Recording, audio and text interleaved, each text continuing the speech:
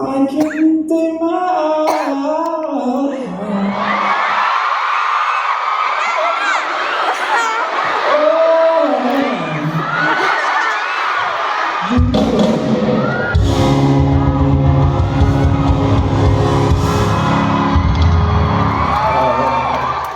Basically, kinabalikan natin yung mga favorites ko. Which is yun yung reason kaya nandito ang mga favorites ko. Medyo naging hobby ko ang sumayo sa mga shows. Para matalo lang. Pero exposure. Yun importante. Mindset ba? Mindset.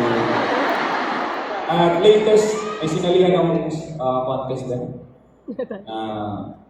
Bago lang. Nag-join din ako ng Masked Singer. At umabot ako sa semis. Yun yung greatest achievement ko sa isang contest.